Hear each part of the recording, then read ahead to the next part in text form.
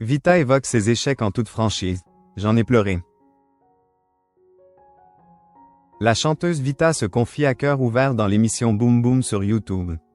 Au cours de l'interview, l'artiste a évoqué sans complexe ses échecs dans sa carrière musicale.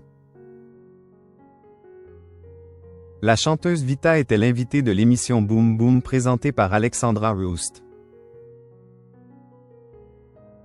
L'épisode posté sur YouTube le 6 juillet dernier retrace la vie de l'artiste, entre ses débuts solitaires dans la musique, sa rencontre avec la rappeuse Diams ou encore la dure réalité de l'industrie musicale.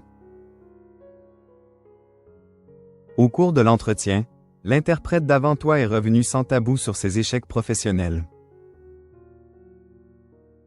Avec les années, Vita a su prendre du recul pour ne pas se laisser aspirer par la difficile industrie musicale.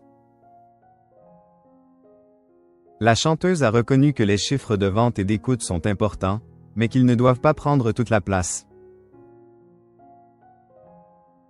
Je ne me suis jamais laissé parasiter par ce métier, a-t-elle reconnu. Je pense qu'à un moment donné tu fais ce métier pour ça, pour les chiffres, pour être numéro 1, pour faire des tubes, ça s'entend, a-t-elle confié.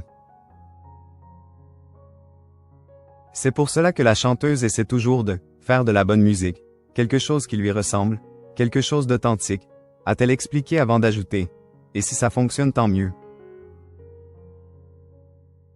Malheureusement, parfois, cela ne fonctionne pas aussi bien qu'espéré. Évidemment que lorsqu'on passe 6 mois en studio, qu'on est auteur et qu'on se raconte, si ça marche pas, c'est difficile à vivre.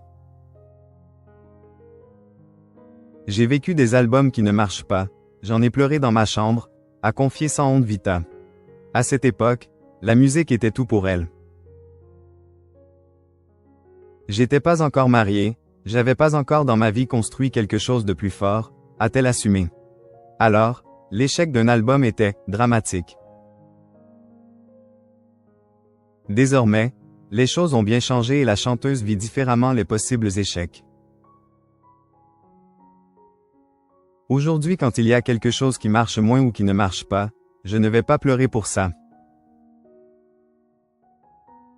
Parce que j'ai remis chaque chose à sa place, parce que je suis devenue maman, a détaillé Vita.